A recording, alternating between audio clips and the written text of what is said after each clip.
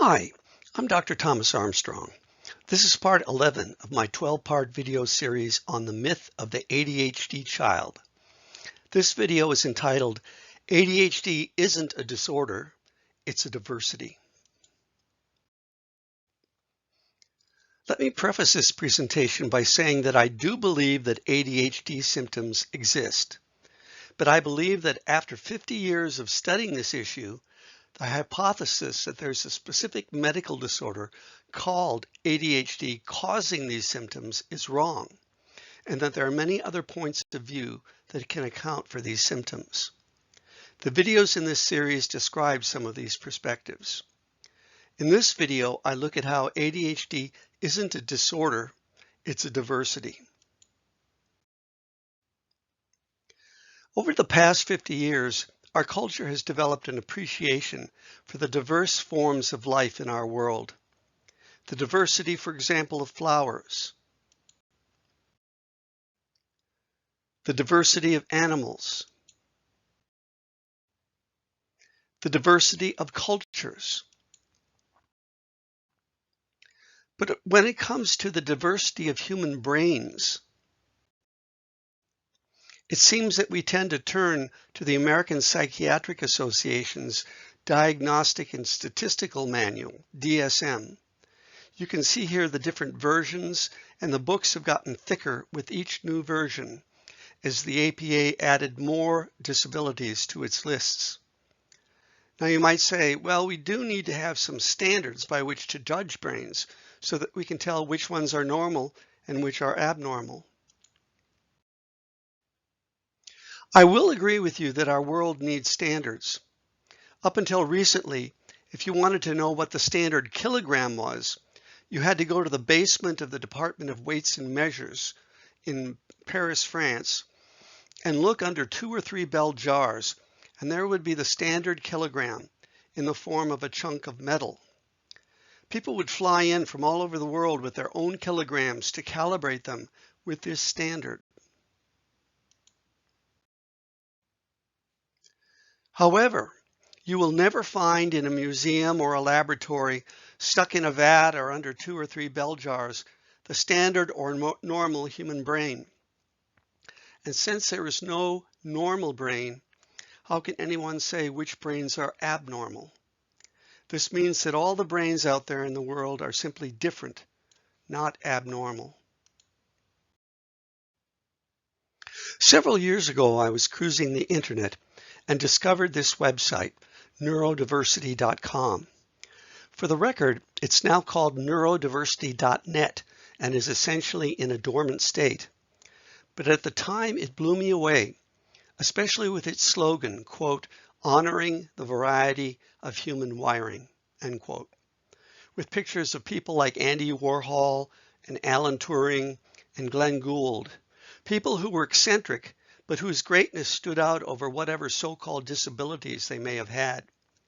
The term neurodiversity struck me as a wonderful way to account for the diversity of brains and helped me to understand that mental conditions we've considered to be abnormal shouldn't be called disorders or dysfunctions at all, but rather as differences in the way the brain is organized. One definition that I found on the internet defined neurodiversity as, quote, an idea which asserts that atypical, neurodivergent neurological development is a normal human difference that is to be recognized and respected as any other human variation.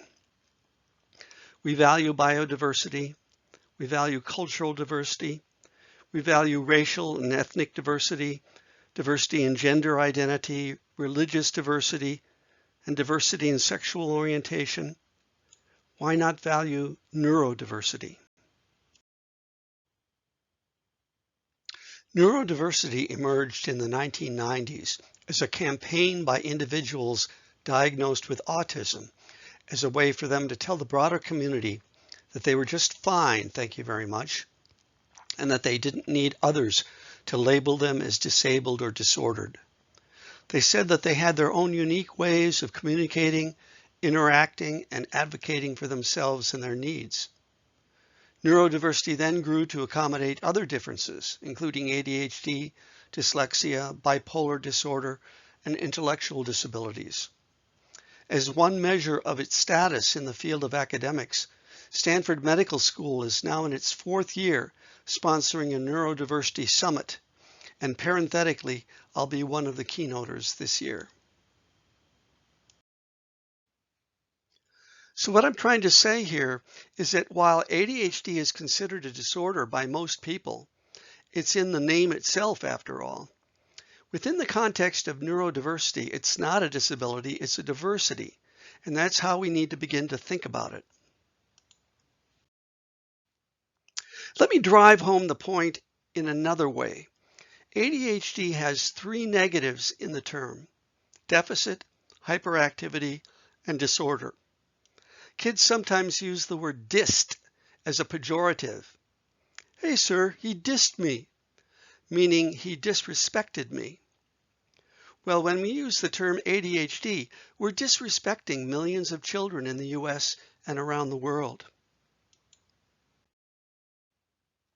I thought I'd try to illustrate just how this must come across to many kids, and I made up this fantasy disorder just out of the top of my head, and it too has 3 negatives in it: horrid, perceptual, disintegration, decline, HPDD. We use the term ADHD so cavalierly these days that we become habituated to its inherent negativity. And this made-up term may help us become more sensitized to how horrible a label like ADHD must sound to kids who have been saddled with it, despite the efforts of professionals to ameliorate its impact by dressing it up in fancy clothes. Here, for example, is one of the books ADHD professionals use to try to spiff up the term.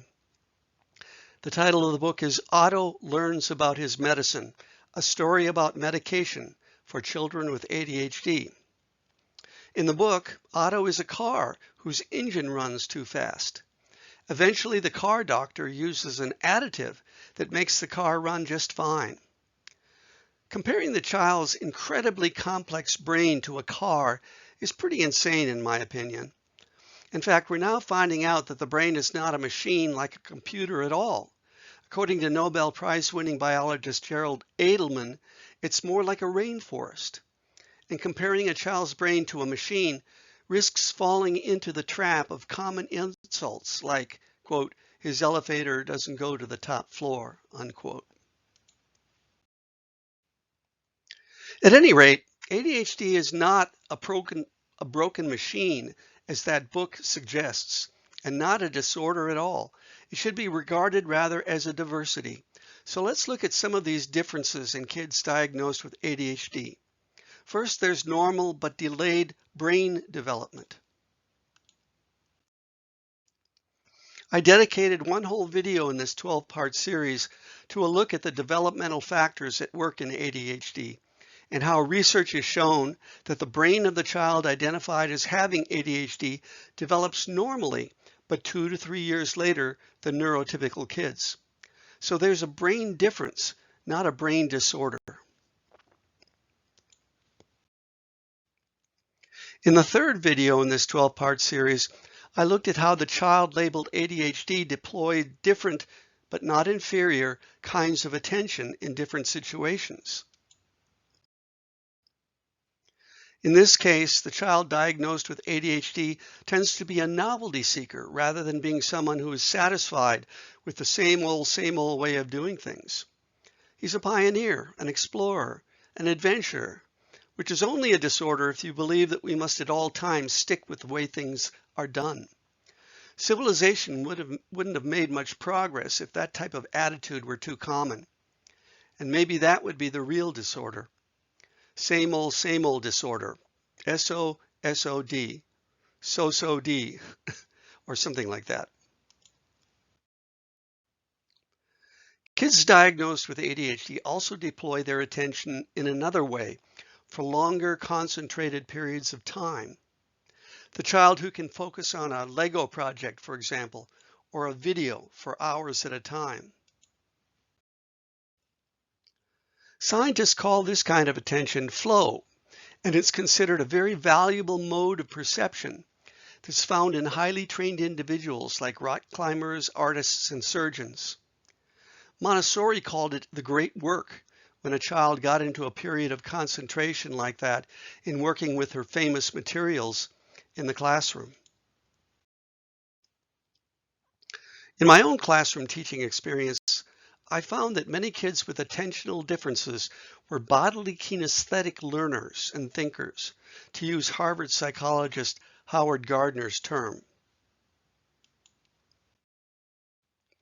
They learn best by moving, by touching, by building things, and by acting things out. And in a classroom that's focused on sitting still for long periods of time, it looks like a disorder, but it's really the classroom that has a disorder for expecting kids like this to sit still for so long. Kids identified as having ADHD are also diverse in their ability to think and behave in creative ways. That doesn't necessarily mean that they paint like Picasso or compose music or sculpt, but it does mean that they see things in a way that others don't see them. And this can mark them out by parents or teachers as troublemakers or disordered. But again, the disorder seems to be in those who just accept everything they experience without doubt or insight or excitement. I once gave a talk at a school called the Make a Mess School, and I thought, this is the perfect school for kids diagnosed with ADHD. In video number 9 of this 12-part series, I talked about how ADHD symptoms would lessen or go away entirely if the child was out in nature. These kids seem more comfortable in nature than they do in the school classroom or even at home indoors.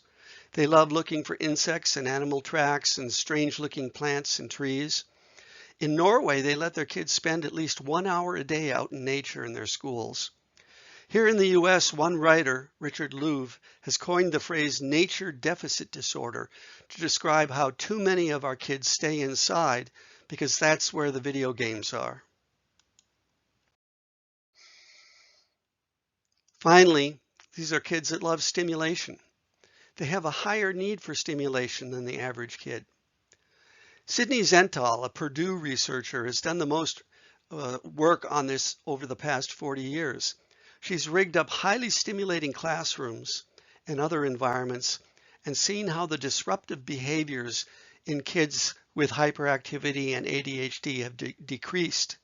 These kids are taking a stimulant, a drug in many cases, to calm them down, like Ritalin or Adderall. What they really need, though, is educational stimulation, not drugs.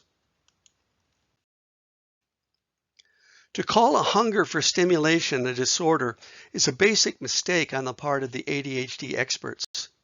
This hunger for stimulation is what produces new learning, new discoveries, and an enhanced satisfaction with living.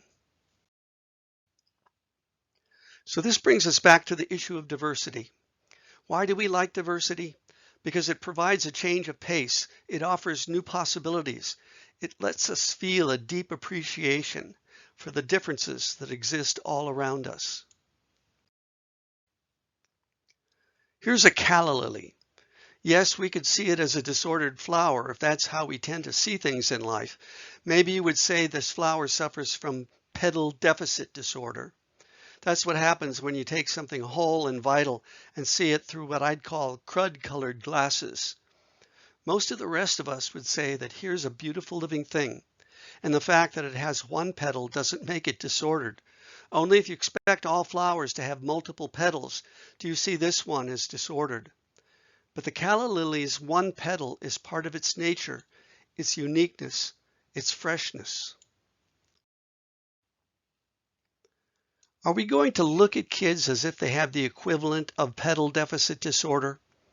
Or instead, can we learn to appreciate each child's uniqueness, vitality, and exuberance? Each child comes to us as a miracle that can give rise to millions of possibilities. Which side are you on? Disorders or diversities? I can tell you that it will make an incalculable difference to the child, which of those two views you take. For more information about neurodiversity, see my 2 books on the subject.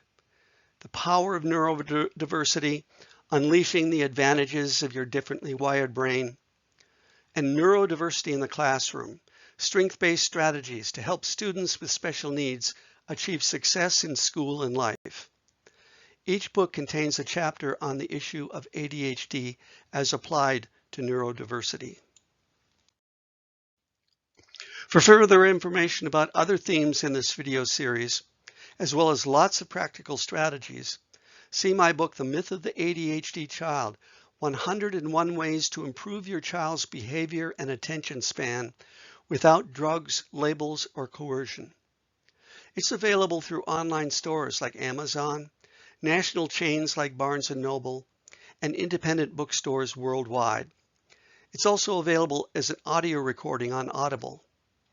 Available too is my book for teachers called ADHD Alternatives in the Classroom. And make sure to watch my other videos in this series on YouTube. Thanks so much for watching and listening.